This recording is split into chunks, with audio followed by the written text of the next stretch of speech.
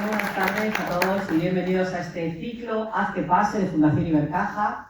Hoy nos reunimos en este Salón Rioja del Patio de la Infanta para tener una nueva sesión del ciclo Haz que pase, un ciclo que marca la diferencia, un ciclo que reúne casos de éxito, personas de los orígenes más variados, de las formaciones más diversas, que vienen a hablar de su trabajo, de su vida, de su experiencia, de sus éxitos, de sus trabajos, de sus fracasos. Y hoy tenemos con nosotros, bueno, yo diría que es un médico, un neurólogo, como la copa de un pino, Antonio Oliveros, viene de una estirpe de neurólogos, él es el director de la Fundación Neurópolis, investigador en Parkinson, en Alzheimer. Yo diría que es de estos médicos integrales, completos, que ve al paciente de forma integral, que tiene un juicio clínico. Y además él viene a hablarnos de la neurociencia del cambio, porque si hay algo que tengamos seguro en esta vida es el cambio, eso es lo único que tenemos seguro, el cambio. Cuando muchas veces yo escucho, hay que salir de la zona de confort, digo, pues sal tú, que yo estoy muy a gusto en mi zona de confort, pero sin duda todos en algún momento de nuestra vida o en muchos momentos de nuestra vida tenemos que salir de nuestra zona de confort y afrontar ese cambio y adaptarnos a él. Bueno, Antonio Oliveros va a estar en conversación con Adriana Oliveros, no sé si les sonará de algo, entre ellos creo que de algo se deben de conocer, y van a entablar una conversación pues en torno a 45-50 minutos, que seguro que es muy interesante, que nos va a ayudar a conocernos mejor a nosotros mismos, a entender mejor el mundo que nos rodea, porque es lo que queremos en Fundación Ibercaja, que se lleven algo positivo a su casa, algo que les dé que pensar, algo que aprendan, algo que transforme sus vidas. Bueno, después de esa conversación abriremos un turno de preguntas para que todo el que lo desee pueda preguntarle al doctor Oliveros, y que pedimos que no personalicen, que hagan preguntas generales, de interés general, y que esto no se convierta, digamos, en la consulta del neurólogo, sino que sean preguntas o temas, como digo, de interés general.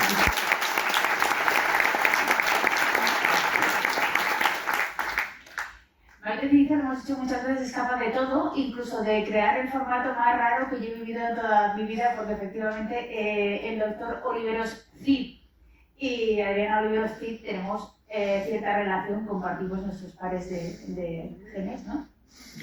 De ciencias y de letras. Y creo, Maite, sinceramente, que es la primera vez que nos ocurre esto, o sea que aparte de todo es un reto, nos tiene nerviosos a ambos y un regalo y tal, pero como estamos aquí a hacer que pase y el cerebro es el motor de todo, hasta el que trae aquí el doctor Oliveros también sirve para eso el cerebro, ¿no? Para decidir, decir, venga, me lanzo. Bueno, de hecho sirva por mi parte decir que es la primera vez que me siento absolutamente mandado. Ya está. Y nos vamos a tratar de tú, si no les importa. ¿Ah, sí? ¿Por qué? ¿Por qué venía aquí? Pues efectivamente por un poco lo que se ha comentado, es decir, realmente, en cierto modo, la neurociencia de la proactividad o de la productividad del éxito lo que estudia es qué hacemos y cómo hacemos o cómo hacer para salir de esa cuestión de la mera inquietud psicológica de salir de esa zona de confort, no por la cuestión de intentar decir, bueno, estamos en la zona de confort, estamos muy cómodos y de ahí nos quedamos, sino por el hecho de que realmente se ha demostrado que intentar salir de esa zona de confort construye el cerebro, mejora el cerebro, protege al cerebro, hace que el cerebro sea más resistente a las enfermedades, hace que el cerebro se desarrolle mejor en el caso del niño. Y por tanto, digamos que la neurociencia moderna demuestra que salir de esa zona de confort es en cierto modo una forma de ser más inteligentes, incluso una forma de terapia. O sea, que el ciclo tiene toda la razón del mundo, hay que reeditarlo la que viene, está claro. Sí, eso es ahora hasta donde llegamos. De momento, yo quería hablar un poco del doctor Oliveros Cid, el mayor de dos hermanos, quiero dejarlo muy claro. Él es parte en ese trabajo a través de la Fundación Neurópolis, que es la investigación, otra parte es la clínica, la divulgación, mucho esfuerzo, por cierto, en la Fundación. Yo quería que el doctor, al que voy a intentar llamar de tú, me resulta raro las entrevistas, me contara un poco qué se hace en la Fundación antes de pasar al motivo, porque intentamos conocer un poco a los entrevistados. ¿Qué se hace en la Fundación? La Fundación es realmente una organización sin ánimo de lucro para fomentar la docencia, la divulgación y la investigación en enfermedades neurológicas, más específicamente en enfermedades neurodegenerativas, aunque no solo nos dedicamos a enfermedades neurodegenerativas. ¿Y esto en qué se traduce? Pues se traduce en entender que realmente también hay una obligación del médico más allá de ver pacientes en la consulta o de tratar pacientes o de publicar. ahora una obligación de entender que el paciente es la motivación.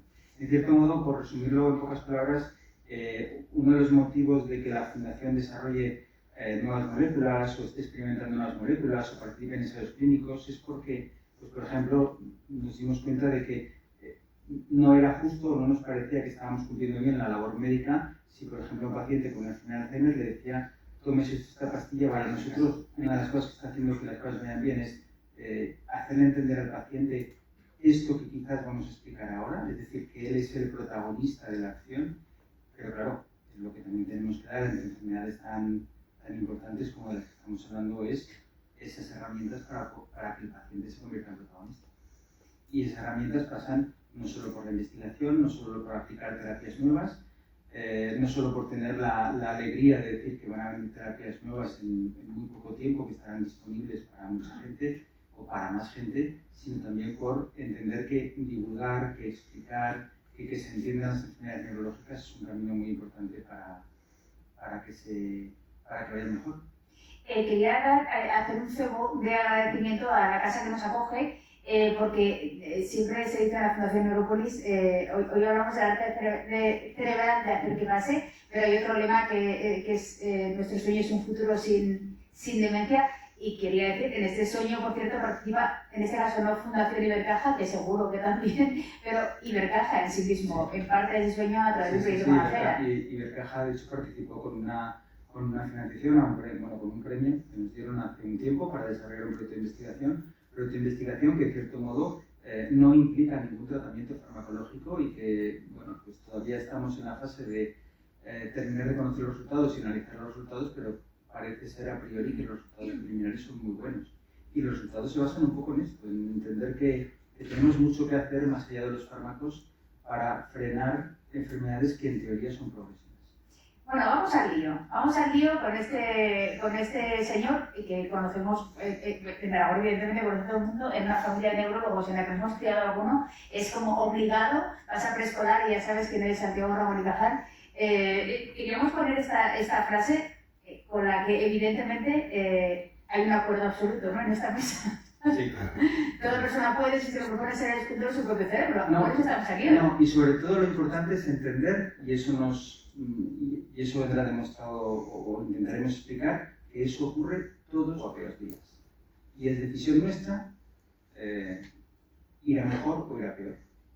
Y esa decisión es una decisión que cada vez se basa más en criterios científicos, en entender que esa decisión la podemos fundamentar haciendo determinadas cosas o no haciendo determinadas cosas. Y por tanto nosotros esculpimos nuestro cerebro todos los días. Use it or lose it, lo dicen los americanos, es decir, úsalo o piérdelo. Y eso es algo que tenemos que tener. Vamos ahora a aprender el cómo ser protagonistas en nuestra propia película, que al final es de lo que se trata esto. Y en esta afirmación aquí he encontrado yo un híbrido, una media distancia entre el cerebro y las películas y el audiovisual y lo cerebral. Vamos a utilizar un símil de cómo ser protagonistas en nuestra película. Vamos a hacer un pequeño corte y vamos a explicarlo dando paso a este vídeo. Ahora me tienen que oír en control. Esta es tu última oportunidad. Después ya no podrás echarte atrás. Si tomas la pastilla azul, fin de la historia. Despertarás en tu cama y creerás lo que quieras creerte. Si tomas la roja, te quedarás en el país de las maravillas. Y yo te enseñaré hasta dónde llega la madriguera de conejos. Hay que realmente ponerlo en marcha. Bueno, a partir de aquí sí que vamos a hablar de ese juego de pasar a la acción. Igual intercambiamos esto o no. Te dejo el mando porque sí queremos empezar a hablar a partir de este punto qué hay detrás de esa decisión, de la decisión de tomar la pastilla roja en este caso. Hablamos de la conducta proactiva, ¿no? Aquí lo hemos denominado el juego de pasar a la acción para intentar bajarlo y escalarlo de lo muy, muy, muy científico, pero estamos hablando de eso, ¿no? De cómo ser, qué hacemos cuando hacemos, cómo es un cerebro proactivo, qué es lo que ocurre, cuáles son las bases. Vale. Lo importante es entender que no solo está la toma de decisión de pasar a la acción, o no solo debemos tomarlo como una acción, sino que realmente esa acción tiene una fase como de preparatoria o de planificación, y tiene una fase de comprobación, y tiene unos factores que modulan toda esa acción, y unos factores que modifican todo eso. El punto de partida es el siguiente. Voy a ilustrarlo con una anécdota, ¿vale? Creo que mucha gente conoce la anécdota de cómo los elefantes de Aníbal cruzaron el Ródano para participar en la Segunda Guerra Púnica. ¿Qué hizo Aníbal para cruzar el Ródano con esos elefantes, un río tan caudaloso? Independientemente de la magnífica obra de ingeniería que se plantea que se hizo, los cartagineses hicieron una cosa muy sencilla. Hicieron cruzar primero a las elefantas, ¿vale? Es decir, entendieron que realmente una parte muy importante del éxito de llevar a la acción era la motivación. En este caso motivaron a los elefantes macho, haciendo que las elefantas hembra solo hubieran manejado unos pocos, pues dijeron, pues vamos a ejecutar esa motivación. ¿Qué quiero decir con esto? Lo que quiero decir con esto es el conocimiento de que hace falta una motivación, hace falta una inspiración, hace falta un movimiento, hace falta imaginarse ese éxito, hace falta planificar y programar eso, es un conocimiento muy antiguo. ¿Qué pretendemos o qué se pretende con el planteamiento que nosotros estamos haciendo? El planteamiento es entender que debajo de ese coaching, que se da en llamar, de cómo hacer las cosas, de motivarse, de por qué hacerlo, hay una base científica. Y hay una base científica que merece la pena conocer. Más allá del acuñado concepto desde 1994 de la neurofobia, bueno, pues merece la pena meterse un poquito en el complejo mundo de la neurología para entender que hay una base científica que podemos resumir o que podemos establecer en dos partes. En una parte, llamémosle más neuroanatómica, hay una serie de circuitos implicados en esto, y una parte más neuroquímica, hay una serie de neurotransmisores, una serie de sustancias implicadas en esto. Y entonces, el juego de pasar a la acción es eso, es el juego de decidir de manera más científica, más consciente, que no solo se trata de motivarse, sino entender qué ocurre en el cerebro durante esa motivación para poder, digamos, actuar más eficazmente sobre el beneficio que para eso podemos sacar, tanto en el contexto de la educación, como en el contexto de la productividad, como en el contexto de la enfermedad. Esto tiene, claro, todo esto tiene unas bases anatómicas, unas bases químicas, es decir, hay una explicación para todo esto, hay unos lugares para todo el tema de decisión. Exactamente. El motivo de esta, digamos, de esta diapositiva está en entender que también eso parte de reformular esas bases anatómicas. Esta es una diapositiva clásica de quizá lo que todos conocemos: cerebro, lóbulo temporal, parietal, frontal, occipital, tronco del encéfalo, lo básico, ¿de acuerdo? Pero más allá de eso hay mucho más. Hay que entender que realmente el desarrollo de nuestro cerebro es el desarrollo de esas capacidades. Esto es un diagrama del cerebro completamente diferente, en el que simplemente los diferentes polos del cerebro están establecidos en función de su desarrollo filogenético, es decir, su desarrollo desde el punto de vista de las estructuras del cerebro más antiguas, estructuras del cerebro más en el centro del cerebro. Esas que están coloreadas en azul y verde, que son el arquicerebro y el paleocerebro. Y son estructuras que nos relacionan con lo más, llamémosle, con lo más instintivo, con lo más básico de la mente humana. Y a partir de ahí se han ido desarrollando un montón de estructuras que forman parte de ese desarrollo del cerebro, de ese desarrollo filogenético que nos hemos dado cuenta que también ocurre en los animales, del ejemplo de la motivación de los elefantes cruzando el Ródano, y que realmente forma parte de todos esos circuitos que establecen esas funciones un poco más complejas que van más allá de sentir, de oler, de oír, de ver, sino que va el hecho de integrar todo eso para una acción consciente, es decir, para hacer esas cosas que realmente nos diferencian un poco, o sea, que nos diferencian del resto de animales o que nos diferencian de los humanos. De todo esto, lo interesante es que todo lo que ven en amarillo son estructuras que no solo están más desarrolladas desde el punto de vista de la corteza cerebral, desde el punto de vista de la complejidad de las redes neurales que ahí se ven, sino que también están desarrolladas desde el punto de vista de lo vulnerables o el beneficio que pueden obtener de la acción sobre ellas. Es decir, hay estructuras del cerebro que van a estar inamovibles, hagamos lo que hagamos sobre ellas. Hay estructuras del cerebro que van a crecer o se van a integrar según lo que hagamos sobre ellas. Y muchas de las estructuras implicadas en llevar a cabo la acción, en emprender la acción, en iniciar la acción, en controlar la acción, en planificar la acción, son estructuras, sobre todo en la parte anterior de todo eso que vemos en amarillo, aunque también relacionadas con zonas de la parte posterior y que se van a modificar, es decir, van a cambiar para bien o para mal si nosotros las utilizamos o si nosotros Es lo también básico, sin entrar en decir nombres, es decir, la letra está tan pequeña que tampoco podría decir yo los nombres, simplemente decir una cosa. Más o menos las estructuras que están marcadas en rojo y en amarillo son las estructuras que son las básicas en la ejecución de una tarea. Pero si nos fijamos, casi todo el cerebro está coloreado en verde. Es decir, las estructuras sobre las que nosotros podemos influir para mejorar nuestro cerebro son la gran parte de la extensión del cerebro. Y sobre todo está coloreado en verde, como podemos ver, la parte anterior del cerebro. Las áreas frontales, y sobre todo dentro de las áreas frontales, en las áreas que llamamos premotoras o las áreas prefrontales, sobre todo, que son las que están más relacionadas con, digamos, lo que nos distingue del comportamiento. Y el mismo neurotransmisor, que por ejemplo puede ser estimulador a nivel, por ejemplo, por hablar de otro, la acetilcolina. La acetilcolina se supone que es un estimulador que produce, por ejemplo, bradicardia y hipotensión en el corazón. Y sin embargo, la acetilcolina es el neurotransmisor que estimula el músculo para que se contraiga. Por tanto, incluso diferentes neurotransmisores tienen diferente papel en diferentes circuitos. La dopamina actúa sobre circuitos, fundamentalmente los receptores dopaminérgicos se clasifican de D1 a D5. D1 y D5 son excitadores, D2, D3, D4 son más bien inhibidores. Entonces, va más allá de decir, vamos a subir la dopamina, vamos a bajar la dopamina, vamos a subir el cortisol, no, que no sube el cortisol que es muy malo, no, que suba el cortisol no es malo. Lo que es malo es que suba el cortisol de manera tónica. Y, por tanto, que no hay malos ni buenos en esta película. Exactamente. Y por tanto, ese proceso también implica una serie de, digamos, en cada una de las etapas del proceso hay una serie de neurotransmisores implicados. El que estén implicados en otra etapa o el que estén implicados más allá de cuando les corresponde, y es malo. Se habla de muchos neurotransmisores, igual que se simplifica hablando de corteza prefrontal, se simplifica hablando de dopamina y cortisol, y realmente hay muchos más neurotransmisores. Aquí simplemente se mencionan algunos, se mencionan los más conocidos o los que más se tendrán en cuenta. Hay un montón de hormonas que influyen en el funcionamiento de estos neurotransmisores. Por ejemplo, no es lo mismo segregar cortisol teniendo la adrenalina alta que segregar cortisol teniendo la adrenalina baja. ¿De acuerdo? Por poner un ejemplo de dos neurotransmisores que interaccionan muy poderosamente en la generación de la acción. No es lo mismo que esa génesis se produzca de una manera inmediata que se prolongue en el tiempo. No es lo mismo que ese estímulo dopaminérgico sea un estímulo dopaminérgico inducido externamente por un móvil, ¿de acuerdo?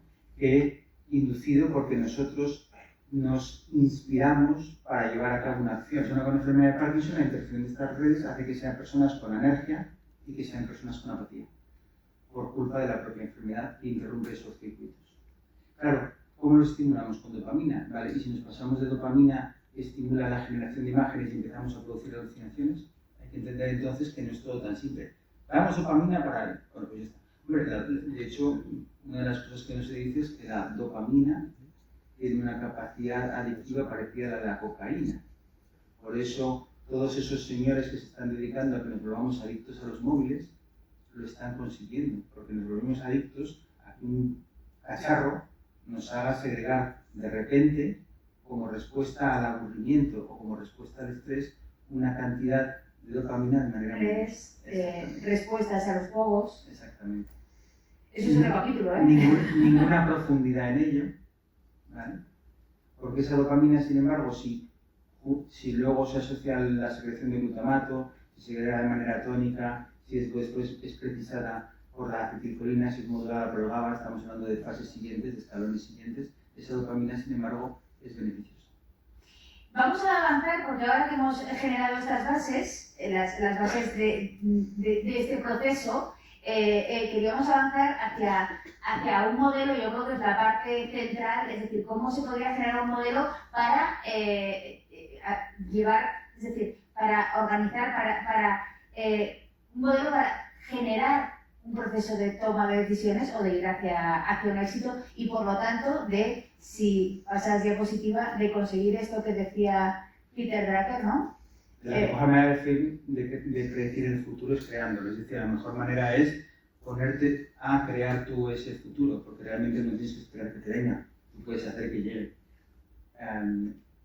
La clave está en entender que detrás de cada uno de esos escalones hay un componente, llamémosle, afectivo, un componente estético desde el punto de vista del concepto neurológico o del concepto científico de neuroestética, hay un componente en cuanto a redes neuronales, hay un componente anatómico y hay un componente químico.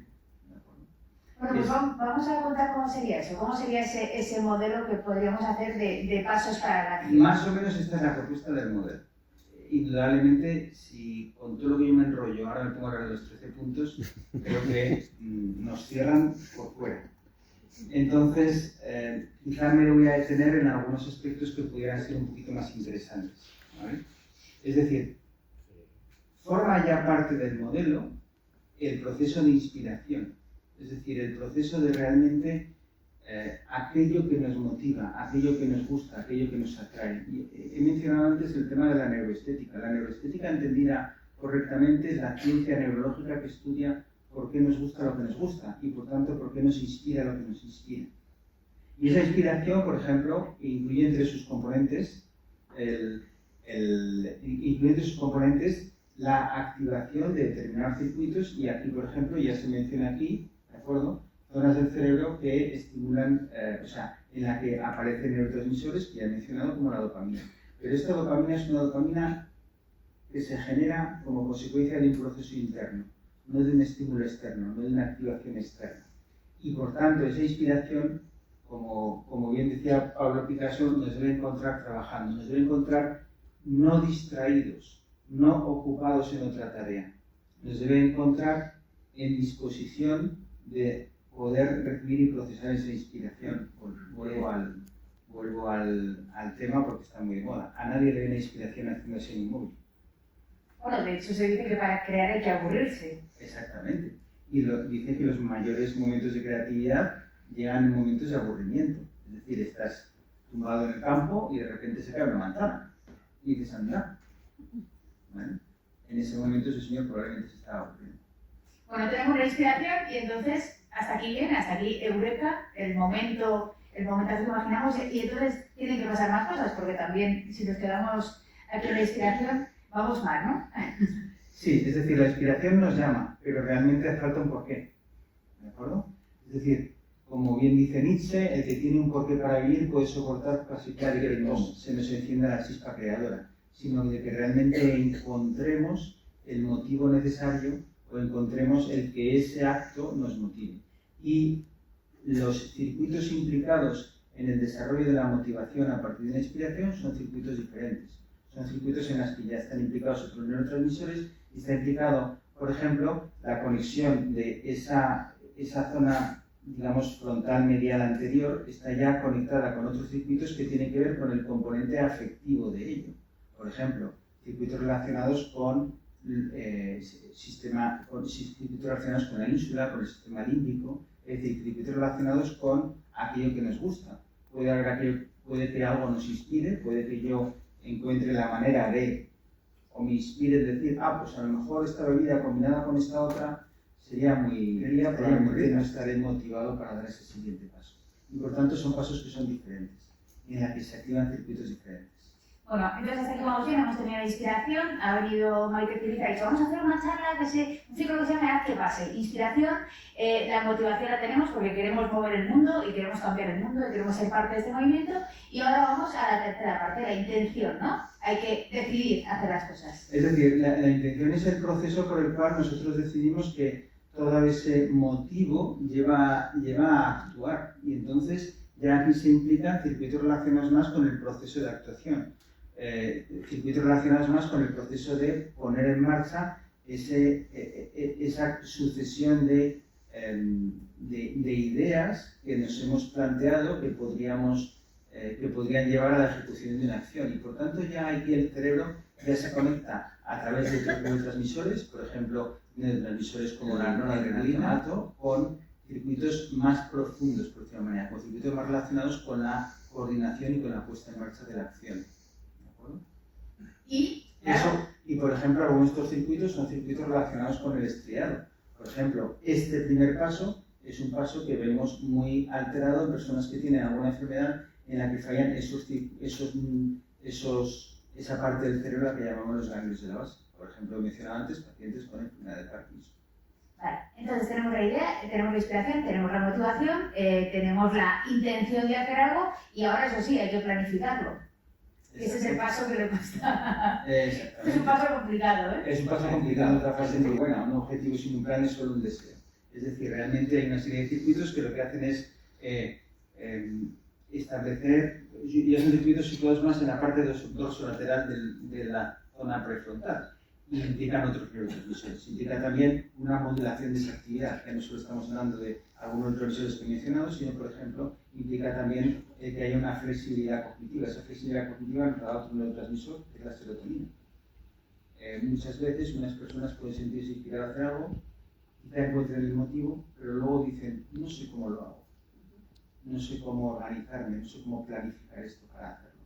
Y, por ejemplo, eso es algo que ocurre mucho en los cuadros en los cuales hay una, digamos, en los cuadros de tipo afectivo, emocional, como puede ser una depresión, y tiene mucho que ver, por ejemplo, con que personas con depresión son capaces de a lo mejor pensar, me gustaría salir de la depresión, tengo un motivo para salir de la depresión, pero no sé cómo hacerlo.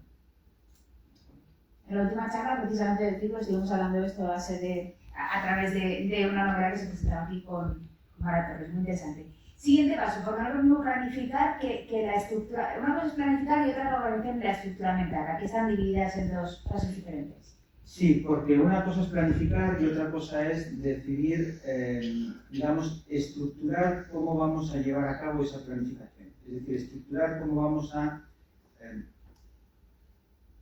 darle consistencia a esa planificación, darle sentido, hacerla. Aquí hablamos ya de una cuestión no tanto de tener una idea y tener la imagen de cómo hacerla o tener la imagen de cómo estructurarla, sino también hablamos de ser precisos a la hora de definir cómo van a darse esos pasos que vamos a dar. Y además a la hora de decidir qué vamos a hacer para hacer que esos pasos se mantengan en el tiempo. Es decir, una de las cosas que tiene que ocurrir con cualquier proyecto es que lo mantengamos organizado desde que lo planificamos hasta que lo terminamos. Bueno, pues la precisión, por ejemplo, viene de circuitos relacionados con otro neurotransmisor, la acetilcolina. Acetilcolina, que se llama el neurotransmisor de la memoria. ¿En qué enfermedad falta la acetilcolina? Por ejemplo, en la enfermedad de Alzheimer.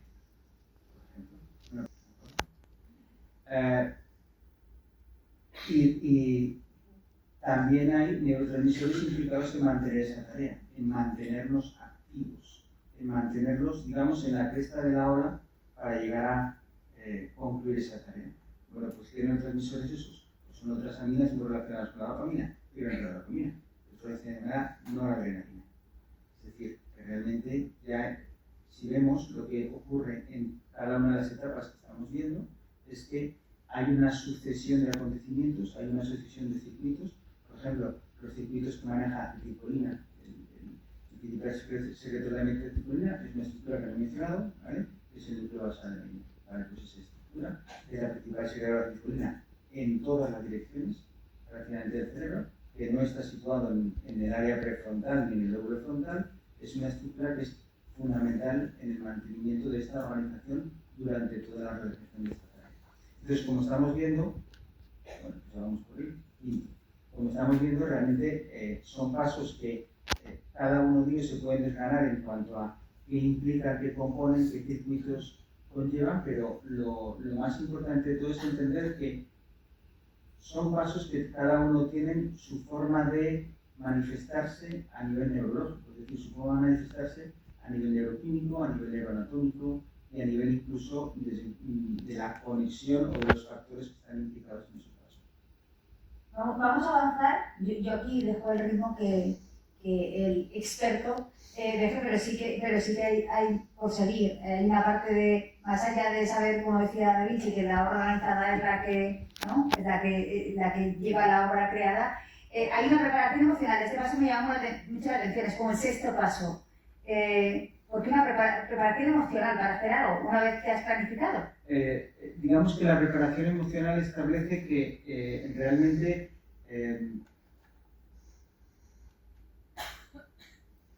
necesitamos darle a todo esto un componente emocional, afectivo, estético, ético, porque si no realmente porque son circuitos que están muy implicados en que tenga la continuidad y la flexibilidad adecuada.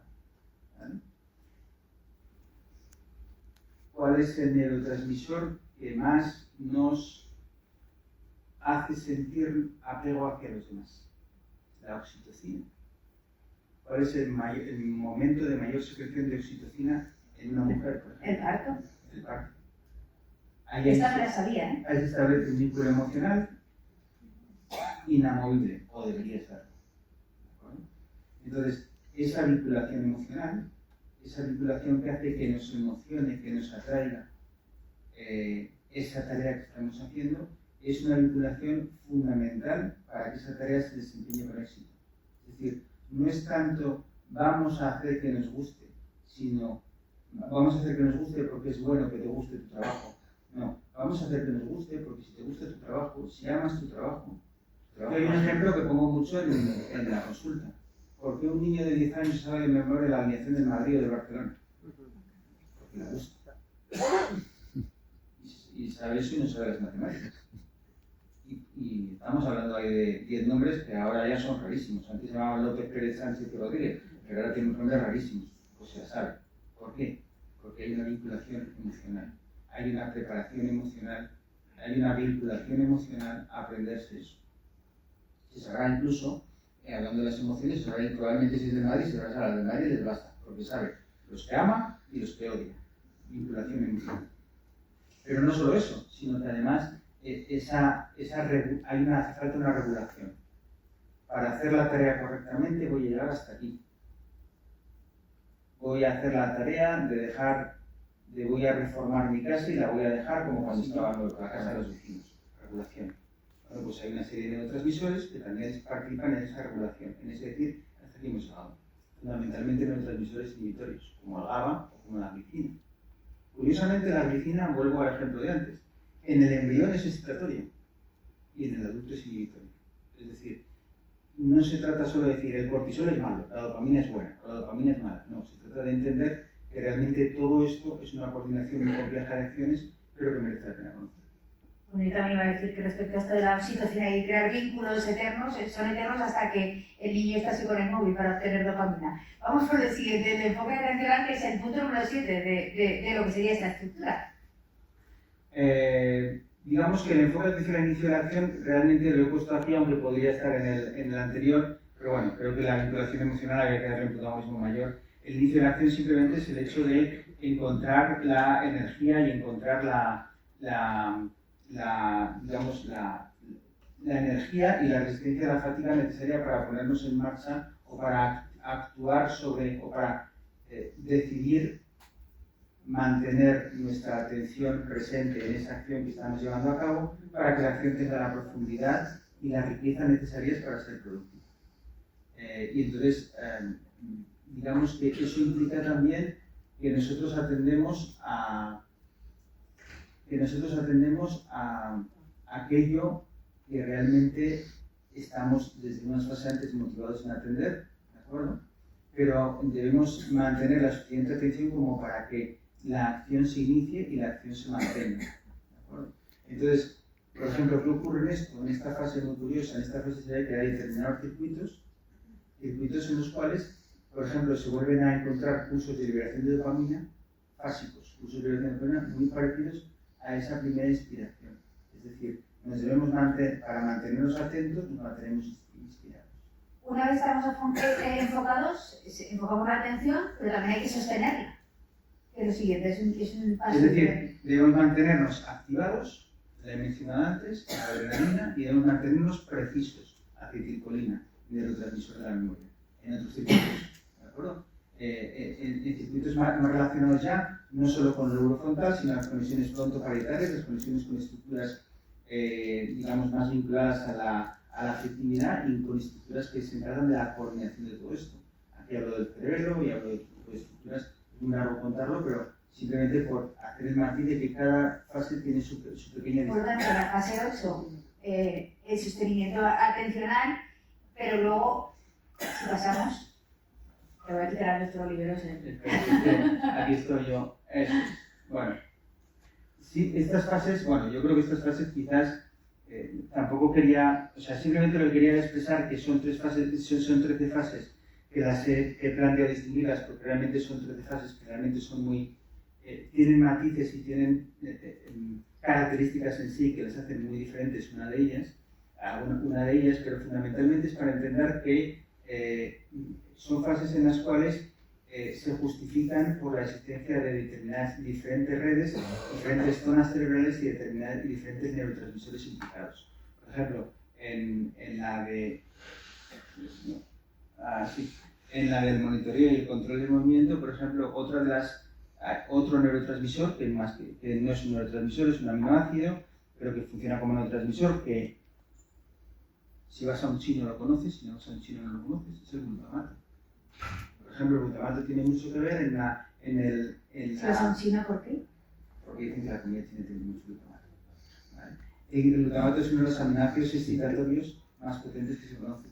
Pero esa excitación, el glutamato lo que hace es facilitar la transmisión sináptica neuronal. Y mediante esa facilitación lo que hace es, afinar las conexiones. Como imaginemos una serie de piezas que están engranadas entre sí, pero el engranaje es un poco burdo. Es como si las puliera. Pues los chinos como potencia van hasta arriba, ahora a partir de ahora todos aquí. Entonces, ese es el control del movimiento, pero el control del movimiento en el sentido de, hacer que ese movimiento, hacer que esa acción, las diferentes veces que se repita, sea cada vez más precisa, más lo que buscamos que ocurra, más concreta, más dirigida a la acción. Y quizá una de las últimas fases que a mí me gustaría contar es la de la evaluación y retroalimentación. Y esta fase me gusta contarla porque... Está en la siguiente, yo creo. Exactamente. Dice Aldous Huxley, la experiencia no es lo que te sucede, sino lo que haces con lo que te sucede. Y buscando ejemplos prácticos, pero esos ejemplos prácticos no para la charla de ahora, sino para lo que estoy escribiendo, de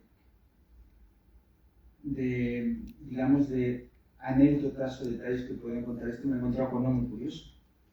Y uno muy curioso es también lindando con el hecho de que, rascando de la historia nos encontramos con cosas muy bonitas que sirven de ejemplo para entender que todo este proceso es una evolución no de la sociedad moderna, sino una evolución de toda la sociedad. Y es como en el Neolítico las mujeres, en aquel momento, descubrieron cómo hacer vasijas. Y es que resulta que ellas hacían cestas de mimbre, y esas cestas de mimbre servían para guardar cosas, pero no para guardar agua. Hasta que un buen día, su poblado se inundó, las cestas de mimbre se llenaron de barro, y cuando ese barro se secó, esa cesta sí que servía para guardar agua. ¿Vale? Ese es un ejemplo para mí muy bonito de evaluación y retroalimentación. Es decir, de que incluso en los momentos en los cuales te planteas que quizá esa acción que tú has llevado a cabo podría ser una acción, que condujera al fracaso, realmente en algunos casos puede conducir a uno de los éxitos pues, que en aquel momento cambiaron la historia. Esto va para el libro y después la película, después haremos la película directamente. Esta sería la evaluación y la retroalimentación. También hay una fase posterior de la satisfacción, ¿no? Que al final es encontrarle el sentido a todo y además ver cuál es la relación entre la imaginación creativa y la experiencia real. ¿Qué ocurre a partir de ahí? ¿No? Hay toda una lógica y toda una relación entre la imaginación y la experiencia. Uno de los matices que hay que dar a esto, y aquí pues, me ha gustado poner a este señor que lo conocemos todos, porque curiosamente, hablando de imaginación versus experiencia, puede ser muy interesante que las dos frases se supone que las dijo él. ¿Vale? La primera es la lógica te llevará de A a B, la imaginación te llevará a todas partes, la segunda es la única fuente de conocimiento de la experiencia. Entonces, ¿con qué nos quedamos? Bueno, pues lo curioso de todo este proceso, lo curioso de la puesta en marcha de todo este proceso, lo curioso de complementar todas estas fases que integran este proceso, es que realmente imaginarse el proceso no cambia mucho los circuitos neurológicos activados frente a ejecutar el proceso. Realmente los circuitos que se activan cuando nos imaginamos que estamos haciendo algo, ojo, y esto se aplica a cumplir todas las fases del proceso, son circuitos muy parecidos a cuando lo ejecutamos. Sí que es verdad que hay una serie de circuitos, sobre todo circuitos del lóbulo frontal, pero sobre todo la conexión del lóbulo frontal con lóbulo parietal y con circuitos relacionados con la ejecución, la coordinación de la ejecución motora, que nos permiten, mediante la retroalimentación que se produce, saber si realmente esa ejecución es una ejecución, por decirlo de una manera, real o virtual. Pero lo cierto es que cada vez están planteando más estrategias de rehabilitación y de estimulación de las capacidades y de aprendizaje a base de entornos virtuales. Y uno de los factores que ha permitido esto es saber que si nos imaginamos este proceso, estamos muy cerca de las tareas que hacemos de si ejecutaremos esto. Es decir, hay enfermedades en las cuales se lesionan áreas del cerebro encargadas de hacer esta distinción. Entonces, ¿qué ocurre? Que aparecen, por ejemplo, alucinaciones. Nos creemos que una situación se produce y sin embargo no se está produciendo. Y por tanto, a la hora de entender esos fenómenos, hay que entender que realmente hay unos circuitos que nos hacen distinguir la realidad de lo imaginado, que son circuitos que están alterados. Y por tanto, circuitos que si conocemos por qué se producen, que si conocemos cómo se activan, también podemos conocer cómo trabajarlos y cómo rehabilitarlos. Yo voy a avanzar porque en la neurociencia hay cosas que no ha resuelto bien, que es el control del tiempo, una de ellas debido a la cantidad de conocimiento, pero me gustaría avanzar para hablar un poco de qué son los ejes transversales. Digamos que los ejes transversales son todas aquellas cosas que pueden, si en lugar de 13 pasos hubiera hecho 37, creo que me estaría entrando piedras o tomates a la cabeza. Dicho lo cual, Tiene cara de que no, el planteamiento es un planteamiento bueno, pues número 13, porque es un número que me gusta a mí y a gente muy querida por mí. Y ese planteamiento es de datos que modulan esos ejes. Es decir, que realmente hay una serie de factores que son moduladores de esos ejes. Es decir, una serie de factores que pueden hacer que esos ejes digamos, se desarrollen con mayor o menor precisión o que se desarrollen con mayor o menor intensidad. Fundamentalmente esos ejes se manifiestan en estos 4 aspectos. En el aspecto de tomar el mando y mantenerlo, en el aspecto de entender que todo este proceso se nutre mucho de digamos, la percepción de un poder personal y un poder social para desarrollarlo, de entender que no hay que plantearse, por tanto, cuando nos centramos en la construcción de un objetivo, el objetivo en sí, sino también saborear el camino, igual que se saborea el premio, y que todo esto significa, digamos hacer un planteamiento, hacer un dibujo de cuál es el destino o a lo que queremos llegar. Y aquí están algunos de ellos, ¿vale? Por ejemplo, la estética del hacer.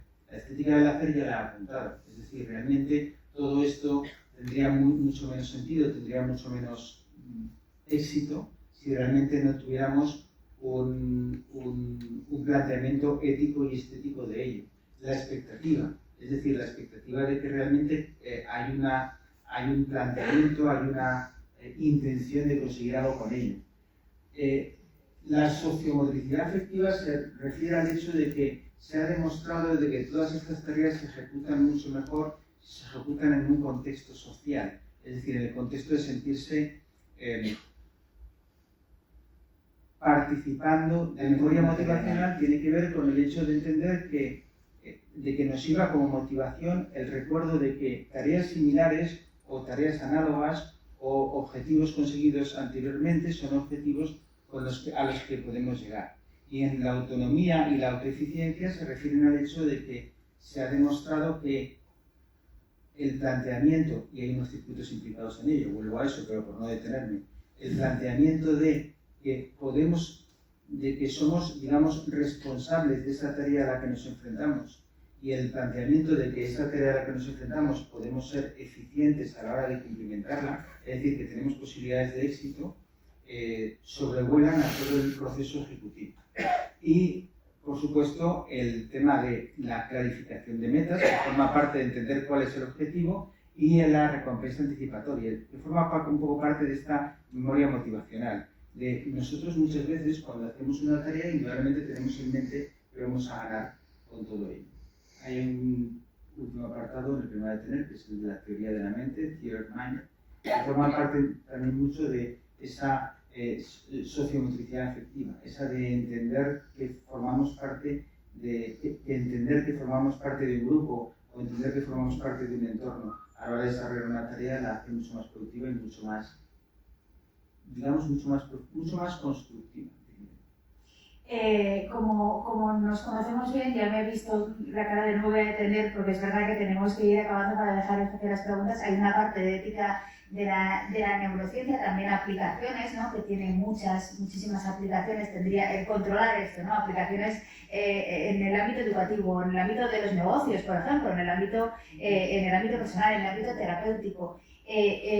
Yo no sé si nos queremos detener en esta parte, pero sí que habría que además ver cuáles son las... es decir, ¿qué podría aportar eso también a la parte de salud o qué le ocurre al cerebro cuando no puede tomar decisiones? Se ha avanzado un montón de repente. Ética de la neurociencia, simplemente dos palabras, mindfulness, chronesis. ¿Vale? Mindfulness es la brújula que nos guía, pero esa brújula que nos guía debemos ser nosotros capaces de actuar sobre esa guía. Vamos en la dirección correcta y vamos en la dirección correcta también desde un punto de vista moral, desde un punto de vista ético. Y eso quizás es la fronesis, es decir, el arte de decidir bien, pero decidir correctamente también desde un punto de vista moral. Yo opino que la oportunidad de hacer esto no debe desvincular de la oportunidad de hacer esto moralmente bien, porque eso también es enriquecedor y eso también conecta la pura función ejecutiva con otros circuitos que tienen mucho más que ver con planteamientos éticos. ¿Vale? Y en cuanto a la aportación científica, yo diría... Me has quitado la favorita, lo de la vida es como montar en bicicleta para mantener el equilibrio de seguir moviéndote. Exactamente, la pastilla roja. La pastilla roja. Digamos que...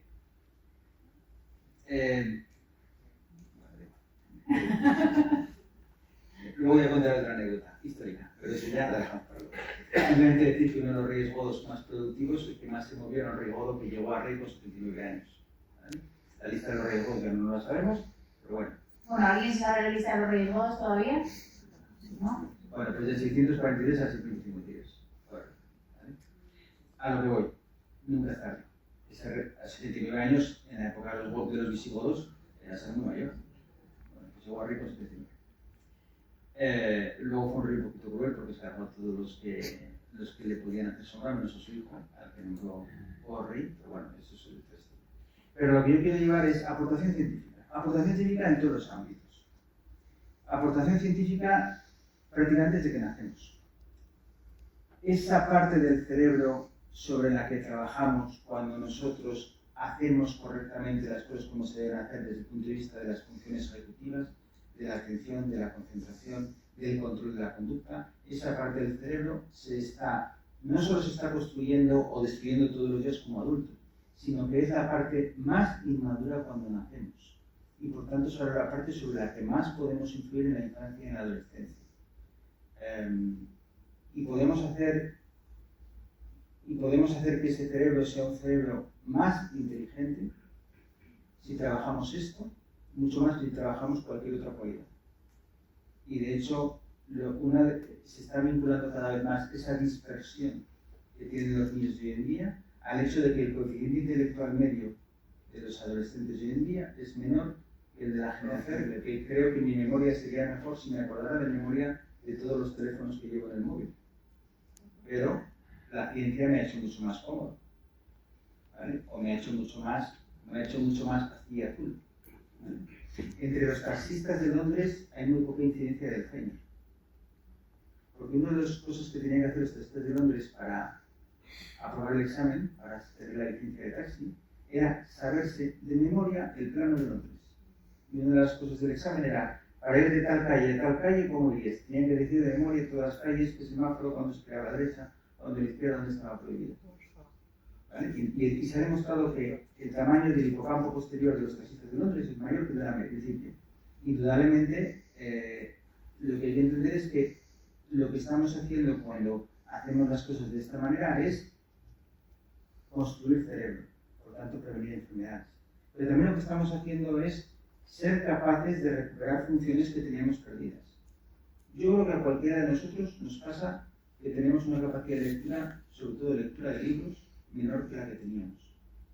Y es porque estamos siempre con una pantalla o leyendo en una tablet. Se ha demostrado que leer un libro es mejor que una tablet. Lo siento, yo no me quiero cargar árboles, pero las cosas son como son. Y aparte, por supuesto, enfermedades. Una de las cosas que podría comentarse es este concepto. Es diferente a bulia, que apatía, que procrastinación, que pereza, que fatiga y que anergia. Y estos son síntomas que pueden aparecer en el contexto de una enfermedad o pueden aparecer de forma independiente, y hay que entender que responden a circuitos diferentes, a alteraciones neuroquímicas diferentes y que se presentan en circunstancias diferentes. Pero esto es de alguna manera las cosas que interrumpen este proceso. Hemos empezado hablando del proceso y esta es la patología que ocurre cuando esto no se hace. Por ejemplo, está muy de moda hablar de la procrastinación. ¿Vale? Pues para no hacer procrastinación o para no postergar las cosas, mañana mismo a las 5 de la mañana te vas a poner a hacerlo.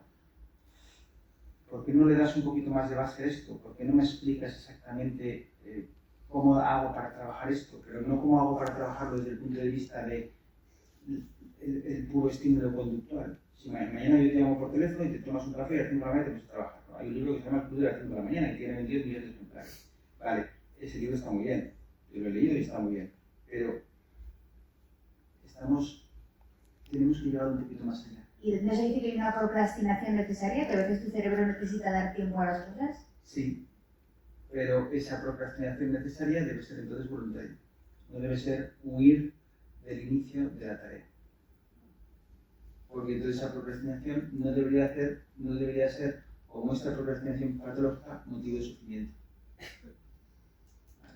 Es decir, incluso hasta el aburrimiento consciente es bueno, como ya he dicho antes.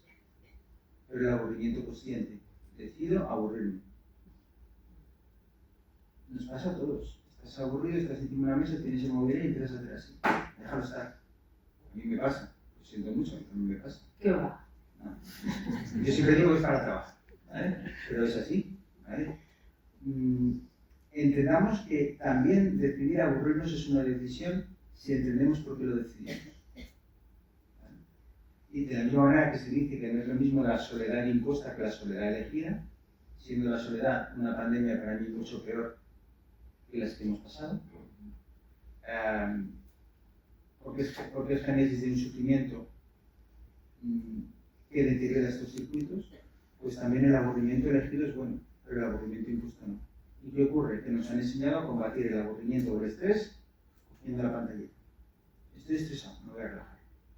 Voy a jugar con la maquinita y me relajo. Eso no relaja. La dopamina no relaja. Entonces, digamos que la clave de intentar darle un pozo científico, un pozo anatómico, un pozo químico a esto es entender que realmente podemos construir o podemos destruir todos los días haciendo. No entender, por tanto, el hacer como voy a hacer porque eso es bueno para mí.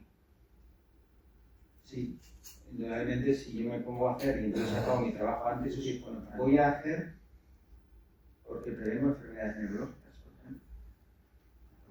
Vamos a avanzar con esas enfermedades, porque había un impacto también en enfermedades neurológicas en las funciones ejecutivas que al final son las que nos llevan a esto, ¿no? Exactamente, es decir, ahí he puesto, digamos, un pequeño resumen de estas enfermedades y simplemente por mencionar algunas. Es decir, indudablemente la primera que he puesto, por lógicos, hemos hablado mucho de, aunque no exclusivamente insisto en ello, de circuitos prefrontales. Bueno, pues hay un tipo de demencia que se llama demencia frontotemporal. Y se llama así porque se afecta el lóbulo frontal y el lóbulo temporal. Y de hecho, en la demencia frontotemporal se afectan fundamentalmente las cosas que están más en el lóbulo frontal, que son conducta, es decir, cómo nos conducimos en la vida. Digamos que la frase que podría explicarlo es que la persona con demencia frontotemporal variante conductual es una persona que pierde, digamos, la conducta socialmente aprendida. En el lóbulo frontal está el lenguaje, es muy importante cultivar nuestro lóbulo frontal, nuestro lenguaje, porque cuando yo estoy pensando, estoy hablando conmigo mismo. Si pierdo mi lenguaje, pierdo la calidad de mi pensamiento. Y están estas funciones ejecutivas. ¿A cuántas personas nos han dicho, haz ejercicios de memoria para no tener Alzheimer? ¿Y a cuántas nos han dicho, haz ejercicios de funciones ejecutivas para no tener demencia frontotemporal? Indudablemente la enfermedad de Alzheimer. En la enfermedad de Alzheimer se afecta el hipocampo, corteza renal. Esa estructura que hemos visto antes, que estaba en un color más oscuro de la parte central del cerebro, esa estructura tan inmovible donde se almacena la memoria, sobre todo la memoria a corto plazo, esa estructura es lo primero que se afecta en la enfermedad de Alzheimer. Pero en la enfermedad de Alzheimer otro síntoma muy característico que aparece es la apatía. Las personas con enfermedad de Alzheimer muchas veces no hacen cosas porque no son capaces de activar sus circuitos frontales ventromediales, ¿vale? Áreas 9-10 fundamentalmente, para encontrar la motivación interna para hacer algo. Muchas veces la persona te cuentan los familiares, no es que él tenga peor la memoria, es que ya estamos hablando y no participa, o es que ya no tiene nada de salir de casa como antes. Y de hecho, curiosamente, eso bueno, pues en algún ya está publicado, tenemos otros trabajos en ese sentido. Cuanto antes aparece la enfermedad de Alzheimer en el tiempo, es decir, cuando la enfermedad de Alzheimer aparece con 50 y tantos años, es una enfermedad mucho más apática que disminésica, es decir, mucho más afectando estas funciones ejecutivas y afectando puramente la memoria. Por supuesto, como ejemplo que he puesto antes y que mantengo, las enfermedades, digamos, de lo que llamamos el sistema extrapiramidal y como paradigma la enfermedad de demencia frontal, en la que también se afectan las funciones ejecutivas, es una enfermedad muy parecida a la enfermedad de Parkinson, pero en la que digamos, la alteración anatomopatológica es otra proteína, una proteína que se llama tau, es la parálisis supranuclear progresiva. Es decir, realmente entender esto también implica entender que en muchas enfermedades, por ejemplo, la fatiga es muy característica de la esclerosis múltiple. Los déficits, sobre todo de planificación y organización, son muy característicos de los traumatismos craneoencefálicos. Y no hablemos si una persona tiene una lesión cerebral que afecta a determinados circuitos del cerebro. ¿Qué es importante de todo esto? Lo importante de todo esto es que realmente no trabajar estas funciones, si entendemos lo que implican en cuanto al hecho de hacer, no trabajar estas funciones significa probablemente no trabajar funciones que tienen muchísimas implicaciones en la calidad de vida, en la prosperidad, en la autosatisfacción, en la felicidad de esa persona, incluso más que puedan tener otros más evidentes. Es decir, ¿por qué a un paciente con enfermedad de Parkinson nos empeñamos en quitarle el temblor y no nos empeñamos en trabajar las funciones ejecutivas? Funciones ejecutivas del que ya habló el doctor Oliveros Custe en los años 60, cuando ya nadie hablaba de eso. Es que Valga la presunción, lo siento. está por aquí, lo tenemos por aquí al doctor Oliveros Custe en primera fila, así que gracias por la parte de nuestros ambos. Vamos a avanzar, porque había un vídeo por ahí, ya he dicho yo, pero del control del tiempo. Vamos a ver, ¿por qué este vídeo? No, simplemente este vídeo es un temporada 2, capítulo 10. House. ¿Qué le ocurre a este señor? Un poco más y dice código de tiempo, que nos conocemos. No. Lo que le ocurre a este señor no es solo que no habla, sino que no puede expresar lo que le pasa, no puede comunicar lo que le pasa. Está ahí diciendo, o sea, no está la voz, pero está diciendo cosas que realmente no tiene la capacidad de comunicarse y no tiene la capacidad de hacer. Durante todo el capítulo, de este capítulo se ve que este señor, digamos, como decía un psiquiatra amigo mío, lo lleva como un gato, de un lado para otro y se deja hacer. Esto es un ejemplo de lesión del lóbulo frontal. De la que hablábamos antes respecto a... Y sin embargo, este señor lo hemos sentado en la silla, el aspecto es, bueno, está en un hospital, por lo cual muy buen aspecto no tiene, pero tampoco parece que tenga paralizado una pierna o un brazo, ni está tumbado, ni lleva tubos por ningún lado, pero este señor realmente desde el punto de vista vital está anulado. ¿De acuerdo? Y lo que tiene es una lesión en esos circuitos del cerebro que gobiernan las funciones ejecutivas. En este caso también un poco el lenguaje, pero fundamentalmente las funciones ejecutivas. Y que serían los casos más graves de todo aquello que tiene que ver con... Aparentemente aquí no hay ningún problema, lo ves niños que están explorando, le están mirando, pero realmente esa incapacidad de ejecutar, realmente lo tiene, digamos, inutilizado. La siguiente, a ver qué nos queda por aquí, porque sí que me gustaría dejar 5 o 10 minutos finales, pero sí que hay una pregunta ahí que es como cierre, quizás, que será del futuro, ¿no? Que vamos a hablar de IA también. Ah, sí, vamos a hablar de IA, ya lo veo, no nos escapamos. No, en esta diapositiva, bueno, es que hoy en día una charla que se ofrece en la que no ponga inteligencia artificial en alguna diapositiva, creo que es una charla que está obsoleta, ¿no? En esto envejecemos muy mal. ¿Qué será el futuro? Yo creo que lo que será el futuro, yo creo que lo que quizá ya no es un futuro, sino que es un presente, es el hecho de poder comprobar o poder conocer con mayor precisión qué ocurre en cada paciente que tenga esta patología, ya no solo en general, es decir, ya no solo los pacientes con demencia frontotemporal tienen atrofia, sino poder aplicarlo ya, digamos, en términos más cercanos a aquello que hace ya décadas se llamaba técnicas de investigación cualitativa. Era más bien, la investigación cualitativa se refiere más bien al hecho de, bueno, ya que tenemos 86 millones de neuronas, ¿por qué nos tienen que coger a 100 de nosotros y hacernos un test para con eso llegar a una conclusión? A lo mejor cada uno de nosotros individualmente somos tan importantes como para considerarnos así. Y quizá la ciencia está permitiendo eso. Indudablemente, muchos de los avances que se produjeron, digamos, hace años o décadas son avances que cuando se produjeron con animales de experimentación progresaron a una velocidad un poquito más rápida de la que está ocurriendo en humanos, porque indudablemente no se puede hacer experimentación humana. Pero hoy en día las nuevas técnicas, tanto de neuroimagen como de otras pruebas complementarias, yo creo que nos van a permitir conocer con mucha más precisión todo esto. Pues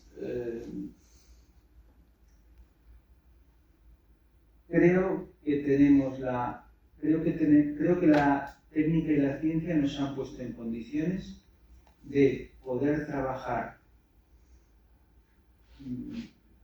otras capacidades con mucha mayor comprensión de lo que trabajamos, con mucha mayor productividad, y hay que entender que estas capacidades, de las que quizás se habla menos porque son quizás menos directas, son las capacidades que más nos distinguen como ser humano y por tanto son las que quizás más merece la pena trabajar.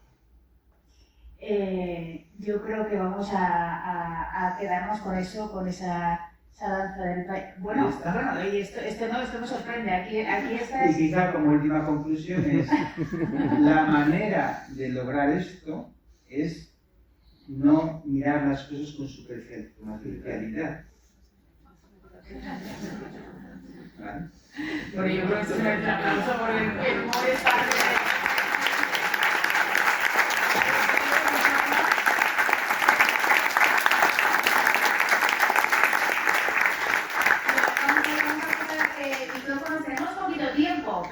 Pero sí algunas preguntas vamos a dejar, si va levantando la mano, eso ya es Fundación Neuropolis, por si alguien quiere hacer preguntas a través de la web también es posible, pero si alguien quiere levantar la mano aquí, vamos a dejar un par de manos por ahí.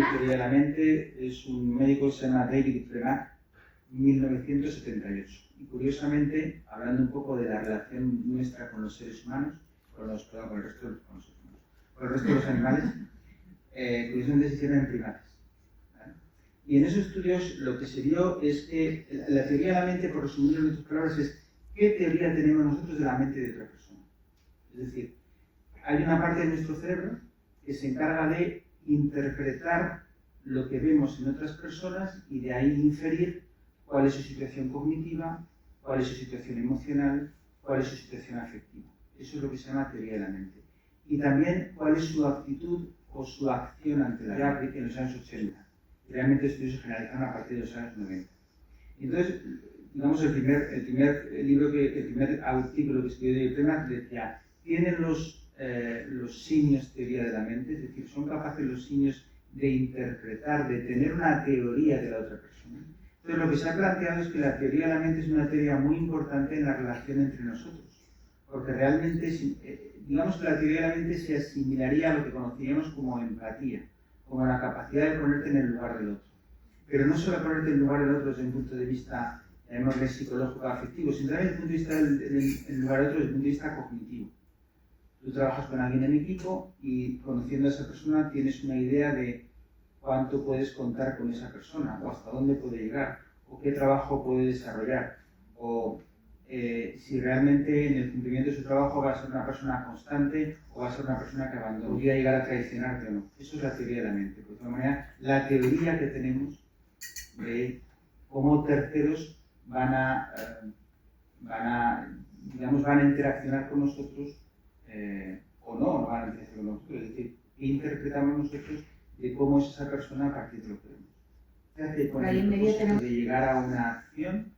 Esta tarea es mucho más productiva y por tanto hay que darle una finalidad. Una de las cosas que se plantea es, más allá de tu trabajo, conviértete en bueno en algo por lo que te paguen y te pagarían.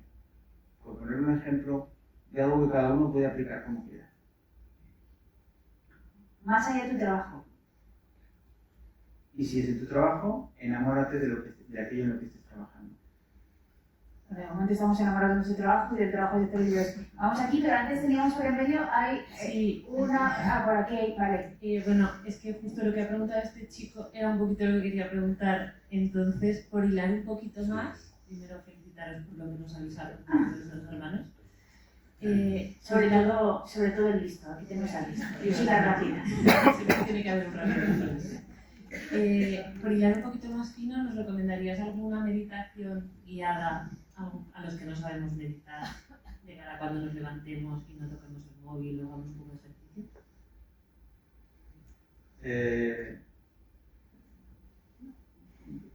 Yo te diría que quizá la palabra que tú has empleado es un buen principio, la meditación. ¿De acuerdo? Es decir, la meditación es una manera como es una manera de construirnos desde un punto de vista cognitivo y emocional. Es una manera es decir, uno de los motivos por los cuales yo he planteado lo de los 13 pasos es porque quizá una de las cosas de la que adolece nuestra acción o nuestra ejecución o nuestra forma de vivir a día de hoy que es acelerada y superficial. Entonces, si no entras en la superficie, te quedas en esa primera secreción básica de dopamina de cuando algo te inspira, algo te motiva, pero luego se borra. Entonces, esa falta de concreción es la que genera luego todo el resto de cosas negativas que llevan implícitas a aquello me inspiró, aquello me motivó, pero no llegó a ningún sitio. Entonces, quizá lo que yo plantearía es, vamos a darle profundidad a lo que hagamos. Y vamos a darle, vamos a intentar, creo que la clave sería, vamos a intentar que lo que hagamos sea algo en lo que pongamos todos nuestros sentidos. Y quizá como complemento de eso o como ejemplo de eso, una de las mejores cosas que podemos hacer con una persona es, voy a poner un ejemplo, es que esa persona estás hablando con ella y sepa que estás hablando con ella con los 5 sentidos. Has puesto los 5 sentidos en esa persona. Ahí tenemos el componente afectivo o emocional. Digamos que quizás yo diría vamos a hacer las cosas con un poco más de profundidad. A mí me está encantando algunas de las respuestas también, porque luego entiendo que esto también los neurólogos tienen que aplicarlo en su propia vida diaria, como de domingo en casa, con la familia, esas cosas. Entonces son cosas para prestar, poner la atención, los 5 sentidos que hable, pues eso, un compañero de trabajo, tu hermana, lo que sea. Dicho esto, vienen curvas porque veo que tiene el micrófono en primera fila, asumo que esta pregunta va a ser complicada, no sé. Doctor Oliveros, ¿usted? Primero una reflexión porque creo que viene a cuento. Hay un bombardeo de productos que se supone que van a mejorar los neurotransmisores cerebrales y cada laboratorio tiene el superproducto que es súper bueno para mejorar tal neurotransmisor. Eso es dar de comer a la hora inoportuna y un producto inoportuno.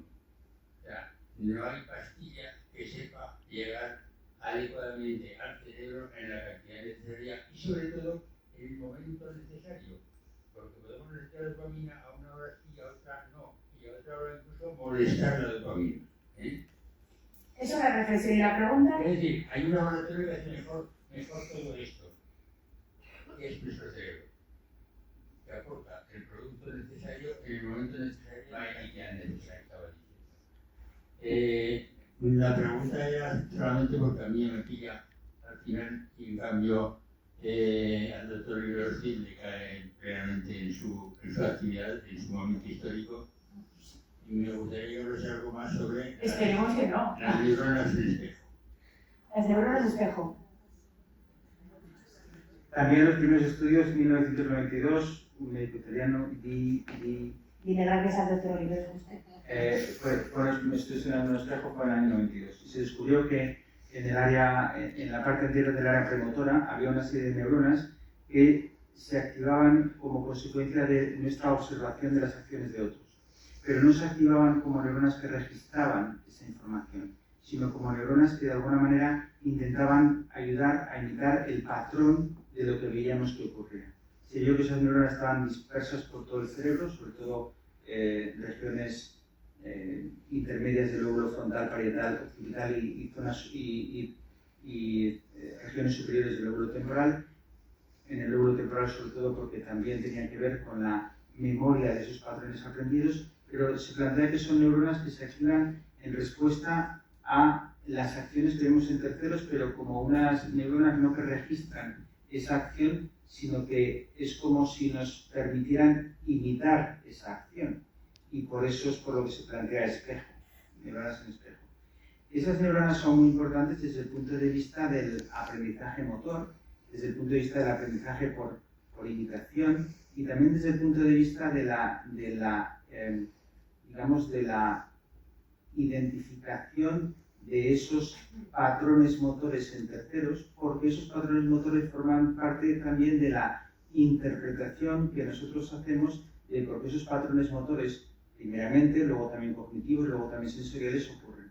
Es decir, son neuronas que nos permiten ponernos en el lugar del otro, pero ponernos en el lugar del otro desde el punto de vista de la ejecución.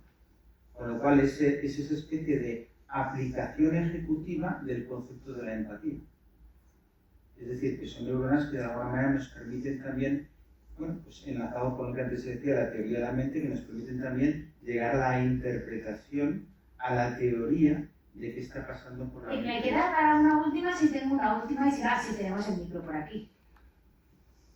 Oiga, los móviles no incentivan. Según para qué se utilizan. Para llamar, sí, efectivamente. Es decir, indudablemente, como todo, todas las herramientas que tenemos son herramientas que pueden ser buenas o malas, pero el problema, vamos a ver, Sam Parker, uno de los cofundadores de Facebook, ha reconocido que uno de los objetivos que ellos tienen es hacernos adictos a Facebook. Bueno, Facebook ya se ha quedado... Bueno, pero eso es lo que digo, ¿vale? Es decir, a los de TikTok, a los chinos también los he pillado diciendo, pero seguro que lo han dicho. ¿Vale? A eso me refiero. Es decir, el problema de los móviles que he mencionado, y eso es un tema muy largo de explicar, o sea, muy largo de tratar, el problema de los móviles es que interfieren, o sea, no que interfieran con este proceso, sino que interfieren con este proceso de tal manera que hacen que nuestro cerebro se estropee o que no madure. Y entonces nos convierten en un cerebro, por ejemplo, una de las maneras, por ejemplo, de cultivar nuestras funciones ejecutivas es, por decirlo de una manera, cultivar nuestra fuerza de voluntad. Me apetece comprarme un helado, pero hoy me voy a contener, no me voy a comprar un helado porque tengo no sé qué, porque tengo un problema de salud que no me conviene comer azúcar.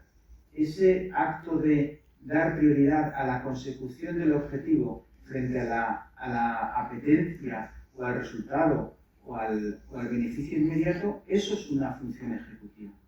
Yo estoy conscientemente no dejándome llevar por el instinto, no dejándome llevar por la apetencia. ¿Vale? Ahí estamos trabajando nuestro cerebro. Me aburro, pues como me aburro voy a meditar, voy a pensar, voy a parar y templar, como dicen los toreros. Eso es una función ejecutiva. me aburro, y como me aburro voy a mirar el móvil a ver qué hay. Eso es un aparato que estropea nuestras funciones ejecutivas. Una cosa muy rara de contar es que, se dice que los recién nacidos, y he dicho que esa parte del cerebro es la parte del cerebro menos desarrollada. Bueno, pues hasta el punto es así que el recién nacido, desde el punto de vista de la atención, ¿vale?, responde fundamentalmente a 3 cosas: luz, sonido y movimiento. Cuando nos movemos el recién nacido nos presta atención. Si estamos quietos, el recién nacido no nos mira. Si le enfocamos con una luz, se enfocará la luz. ¿Vale? ¿Qué ocurre? Que si el recién nacido se queda en luz, sonido y movimiento, ese cerebro solo responde a luz, sonido y movimiento. No evoluciona, no progresa, no madura para empezar a responder o para empezar a tomar decisiones autónomas de a qué quiero atender, a quién no quiero atender, en qué quiero concentrar mi tarea, en qué no quiero concentrar mi tarea.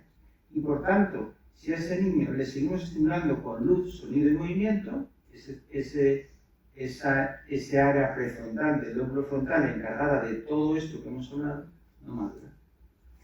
Pues ¿Y qué nos da luz, sonido y movimiento? Nos ha quedado clarísimo, esta parte nos ha quedado clarísima.